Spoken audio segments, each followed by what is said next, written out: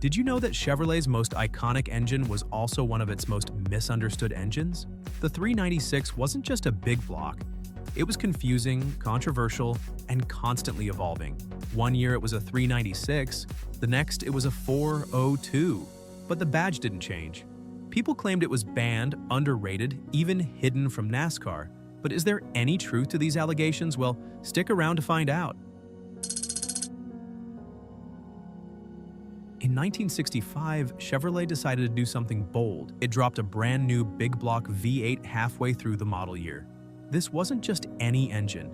It was the first of the now famous Mark IV big blocks, and they called it the Turbojet 396. You'd find it first under the hoods of full-size Chevys like the Impala SS and the Corvette, instantly grabbing attention with its raw power and aggressive sound.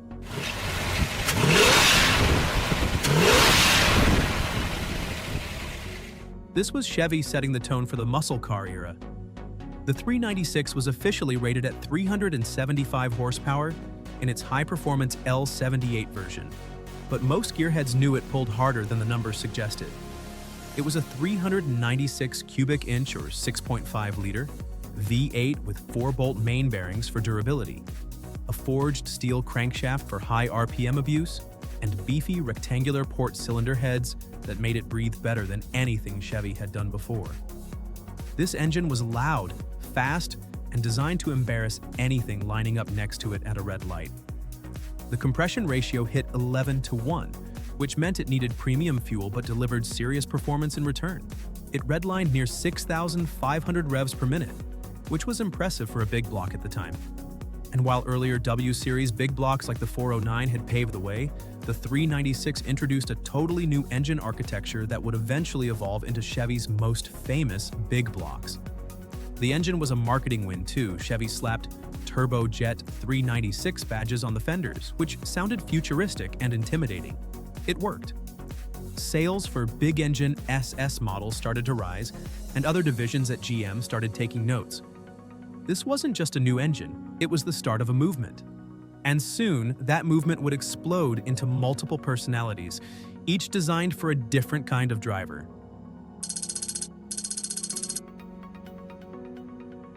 Once Chevrolet got the 396 rolling in 1965, they didn't waste time expanding its lineup. Instead of offering just one version, Chevy built multiple variants, each tailored for a different kind of driver, from casual cruisers to track day maniacs. These versions were split by RPO codes and each had its own flavor. But make no mistake, every single one delivered serious performance for its time. The entry-level option was the L35. Rated at 325 horsepower, this version had hydraulic lifters and was aimed at buyers who wanted that big block torque without emptying their wallets. It used oval port heads and a mild camshaft, making it smooth to drive and relatively easy to maintain. It was popular too. You could find it in Chevelle, Novus, El Caminos, and even full-size Impalas. Then came the L34. This one jumped to 360 horsepower and used similar hydraulic lifters, but it brought more aggressive tuning. Higher compression, improved heads, and a better cam setup made it a street-friendly powerhouse. It kept the ease of the L35 but gave drivers a lot more punch when they stepped on it. The L34 became a sweet spot, enough muscle to flex at the stoplight, but still tame enough for everyday driving. Things started to get serious with the L37. This version didn't show up in huge numbers and is often overlooked, but it was unique for pairing hydraulic lifters with a higher performance profile. It was rarely seen outside full-size applications and remains one of the more obscure RPOs tied to the 396 family. Still, it played a key role in filling the gap between daily drivability and performance muscle. But the one that made headlines was the L78. This was Chevrolet's full-send version of the 396. Rated at 375 horsepower in 1965, and later reaching 425 horsepower in 1965 certain trims, the L78 used solid lifters, a high-lift camshaft, forged internals, and rectangular port heads that turned the 396 into a serious high RPM screamer. It required premium fuel, frequent tuning, and a confident right foot, but in the right hands, it was devastatingly quick.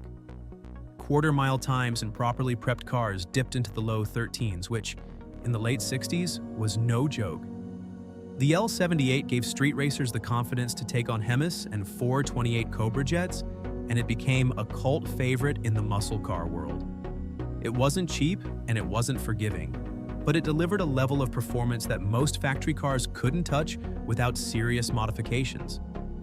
By the end of the decade, the 396 lineup had earned a reputation for being versatile, powerful, and extremely competitive.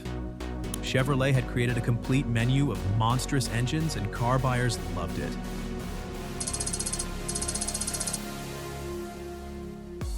The Chevrolet There 96 didn't just stir up excitement, it also stirred rumors.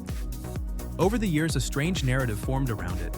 Some claimed there was a secret 396 so powerful it was banned from NASCAR. Others said GM covered up just how much horsepower it really made. And for decades, these stories have circulated in garages, forums, and car shows like urban legends. But what's real and what's just blown out of proportion? One of the most common claims is that a special variant of the 396 was barred from NASCAR. The story goes that Chevrolet developed an ultra-high-performance version in the mid to late 60s. But before it ever hit the track, NASCAR allegedly stepped in and shut it down. The truth is more complicated.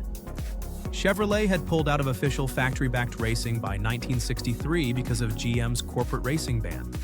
So, any involvement in NASCAR during the peak years of the 396 came through backdoor channels and independent teams. It wasn't NASCAR that banned the 396, it was GM itself. And while some 396-powered cars did run in stock car racing, they were never part of a major, sustained factory push. That lack of full-scale support limited how far the engine ever went competitively. Another popular rumor is that the 396 made way more power than Chevrolet admitted. This one's partly true. Take the L-78, for example. Officially rated at 375 horsepower, many dyno tests and street races suggested it was closer to 425 or even 450. Chevrolet, like other manufacturers at the time, played games with power numbers, mostly to manage insurance costs and avoid attracting federal attention during the early emissions era. There's also the claim that the 396 faced early emission scrutiny. That part holds up. By the late 60s, regulations started tightening, and big block engines were a natural target. The 396's high compression ratios, aggressive cam profiles, and rich fuel mixture didn't play well with the new federal standards. Some states, especially California, started cracking down, which forced GM to begin making adjustments. So, was there a banned monster engine? Not really. But was there a bit of truth behind the rumors? Absolutely. The 396 carried a reputation that outpaced its paperwork, and Chevrolet wasn't in a rush to correct the stories that made their cars seem faster and more desirable. But while the name kept growing, the engine's future didn't. As emissions rules tightened and horsepower ratings dropped, the golden days of the 396 were running out fast. Let's see how this legendary engine began its decline.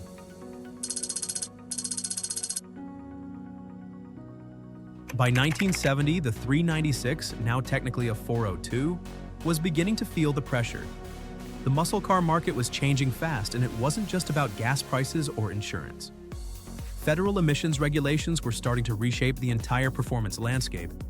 Big block V8s, once celebrated for their brute strength, were now under scrutiny for their impact on air quality and fuel economy. One of the most significant changes came with the transition from gross to SAE net horsepower ratings. Before 1972, engines were tested without accessories, no power steering, no alternator, no exhaust restrictions. This gave inflated numbers that looked great in brochures. But in 1972, the SAE mandated net horsepower ratings, which reflected real-world conditions with all components attached. Overnight, published power ratings dropped, not because the engines got weaker, but because the measurements became more honest. The 396-402 got hit hard by this change. A motor once advertised at 350 or 375 horsepower was now listed closer to 240 to 260 net horsepower. This new rating system also came alongside real mechanical changes. To meet emission standards, Chevrolet had to lower compression ratios, revise camshafts, and add smog control systems like air pumps. Engines that used to thrive on high-octane fuel were now being tuned for lower-octane blends, and the performance hit was real. throttle response dulled, red lines dropped, and acceleration numbers took a hit. Enthusiasts soon noticed that the raw aggression of earlier models was gone. The exhaust note was tamer, the engine bay looked more cluttered with added hoses and emissions gear, and quarter-mile times were creeping into disappointing territory. Performance buyers started shifting their attention elsewhere. The insurance companies were also part of the problem. Premiums for big block cars skyrocketed, making them harder to own for younger drivers. Meanwhile, compact and mid-size cars with small block V8s were becoming faster and more efficient. Even the aftermarket started pivoting away from the aging big block platform. By the end of 1972, Chevrolet quietly phased out the 396-402 from most of its performance lineups. The 396 just slipped into the background, while the industry shifted toward economy and emissions compliance. The big block era was winding down, and the 396, once a muscle icon, became another casualty of changing times. The Chevrolet 396 holds a strange place in muscle car history. On paper, it was powerful, reliable, and offered in some of the most iconic American cars of the late 1960s. But as time passed, it got eclipsed by the more glamorous 427 and the brute force 454. Those two engines grabbed all the headlines. And yet, among gearheads and street racers, the 396 became something else entirely. A legend that wouldn't die, surrounded by rumors, myths, and half-true stories that refused to disappear. And that wraps up the story behind Chevy's most controversial big block. From street battles to badge games, the 396 definitely left its mark. Do you think it deserves all the hype, or was it just misunderstood? Let us know below and stick around for our next video where we uncover another engine that rewrote the rulebook.